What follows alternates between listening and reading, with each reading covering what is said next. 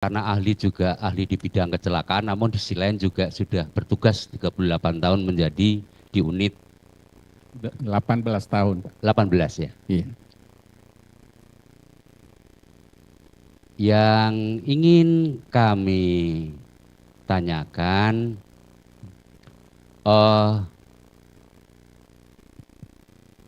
pokok-pokok hanya untuk memperjelas. Isi sketsa TKP yang paling pokok yang ada di dalam berkas itu apa saja.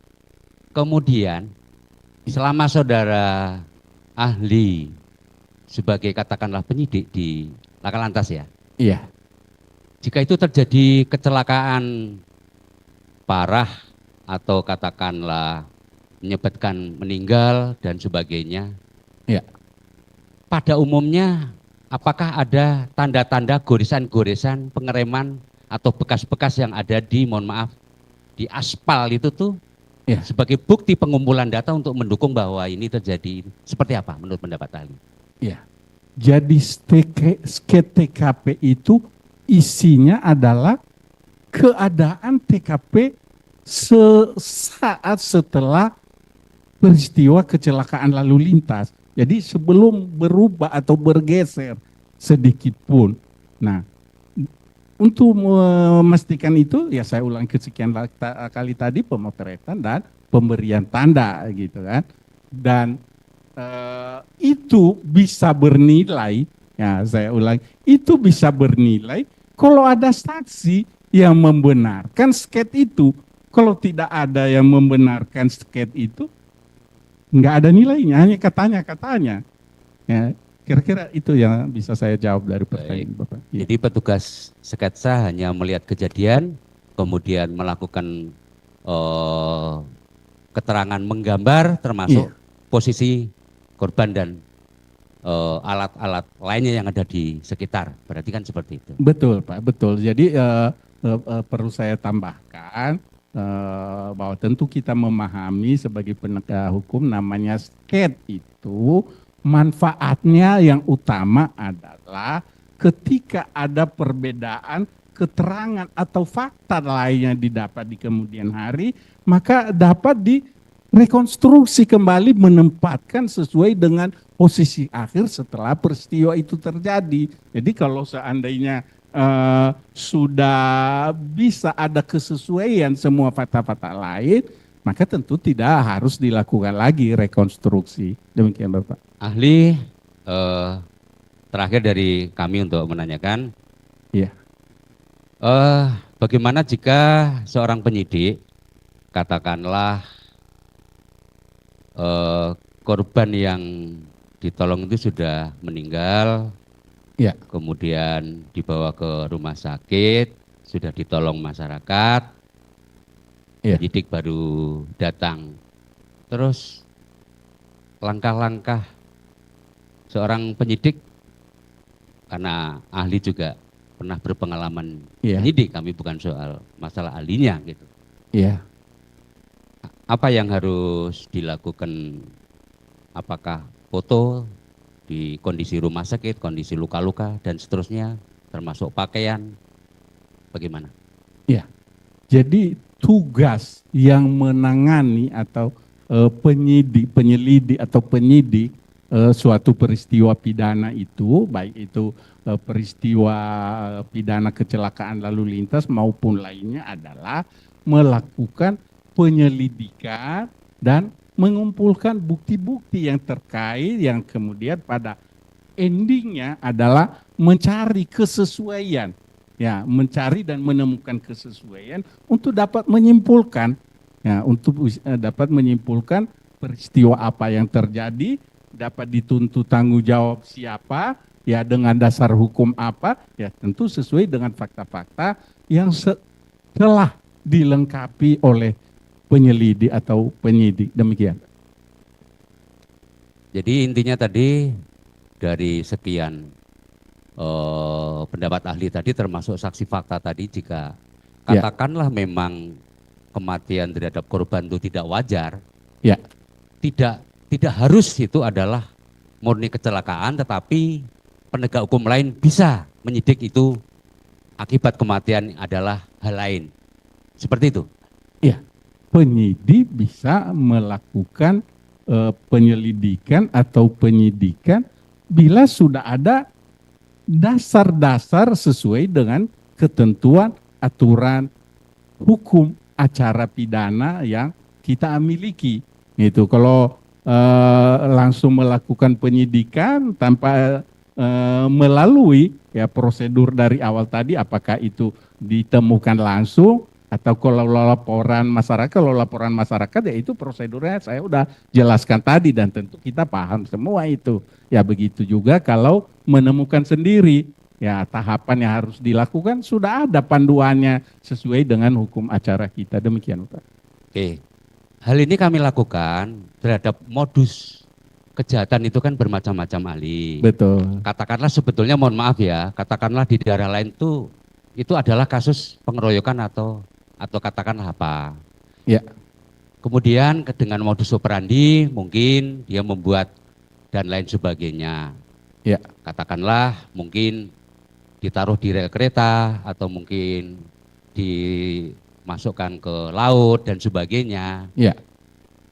Apakah pernah ahli menangani perkara itu sepanjang menjadi penyidik yang tadinya bukan seperti yang disangka tetapi ternyata faktanya adalah perkara lain? Pernah ahli sebagai penyidik melakukan pemeriksaan seperti ini? Tim saya belum pernah menangani secara langsung, tetapi rekan-rekan tim lain ya pernah menangani dan kemudian saya diajak untuk bergabung menangani, dan dengan fakta-fakta yang sudah dikumpulkan itu bahwa memang tindak pidana lain, fungsi lain yang menangani, maka kami melakukan pelimpahan berkas perkara namanya. Itu sesuai dengan kerjasama prosedur. dalam hal lalu lintas dan rescue itu hal yang biasa, tetapi ada pelimpahan perkara. Iya. Kalau itu memang katakanlah murni bukan katakanlah kecelakaan. Iya. Baik. Ya sebenarnya kan kita mengenal penyidik kepolisian itu di dalam Kitab Undang-Undang Hukum Acara Pidana adalah penyidik Polri namanya kan, tetapi di dalam pelaksanaan pembagian tugasnya untuk bisa menangani fokus secara spesifik, maka dibagi-bagi fungsi tugas tadi. Nah, makanya ketika ada peristiwa yang memang diduga ada hubungannya satu sama lain, maka bisa dibentuk tim terpadu. Ya, salah satunya yang cukup viral waktu itu peristiwa Tugu Tani, ya tersangka Apriani itu ya Pak, yang mengakibatkan meninggal 9 orang di tempat yang sedang olahraga pagi gitu. Itu kami gabung dari penyidik laka lantas dengan penyidik reserse. Demikian Pak. Terima kasih ahli, saya rasa cukup jelas. Baik. Terima kasih. Terima kasih. Terima kasih Yang Mulia. Majelis yang mulia, kami sebenarnya selama ini tenggang rasa sama termohon. Tapi dalam pemeriksaan ini jadi pemohon jadi ngambil posisi kami. Kami kan pemohon PK yang luar biasa. Fungsinya termohon ini hanya menanggapi, tidak setuju, keberatan, selesai. Tidak kemudian dia nanya, itu kan posisinya kami. Gitu. Jadi kami mohon kebijaksanaan majelis untuk membatasi lah hal-hal begitu. Ya. Yang kedua ada satu lagi yang saya ingin tanyakan.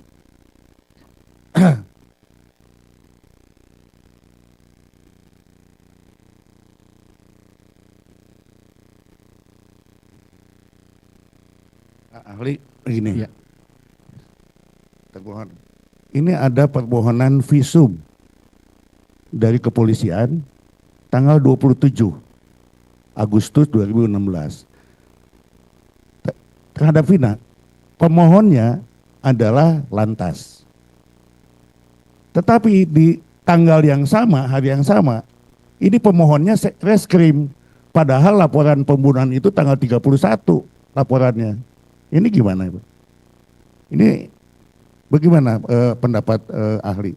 Iya, jadi pengajuan visum itu ver et repertum adalah kewenangan bahkan kewajiban ya yang menangani dugaan peristiwa tindak pidana gitu kan. Nah, karena ini awalnya ditangani oleh penyidik kecelakaan lalu lintas, maka dialah ya mengajukan visum et repertum ke rumah sakit yang berwenang mengeluarkan itu. Nah, ketika kemudian oleh Satuan Fungsi Reserse mengatakan mengajukan visum juga pada tanggal justru sebelum tanggal laporannya, nah itu unik alias aneh menurut saya. Oh, belum menangani peristiwa itu sudah mengajukan visum, gimana ceritanya? Saya nggak bisa pahami. Satu peroleh sumber, iya, ya, ya, 27 tapi reskrim.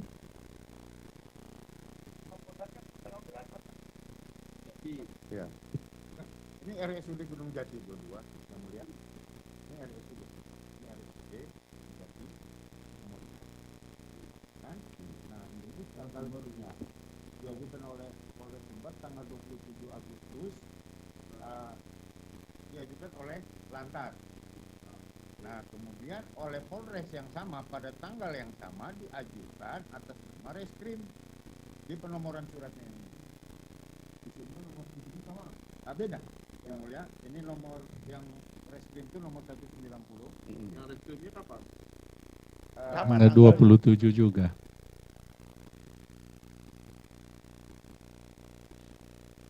Sumber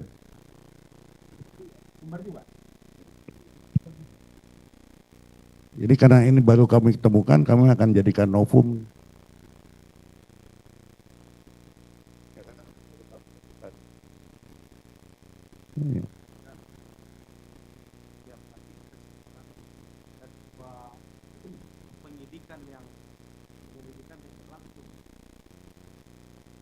Dan tanggalnya berbeda, pemohonnya tanggalnya.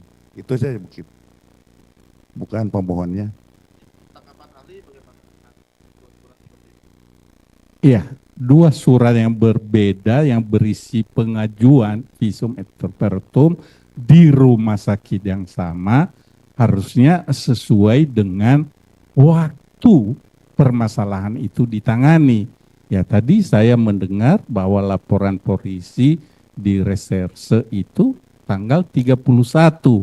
Tetapi kok tanggal pengajuan visumnya tanggal 27. Ya, menurut saya itu cacat hukum. Sebagai ahli ya cacat hukum. Ya itu, terima kasih. Iya, karena tidak mungkin dia mengajukan visum sebelum tanggal atau waktu menangani permasalahan itu. Ya, sebagai apa dia waktu itu gitu kan?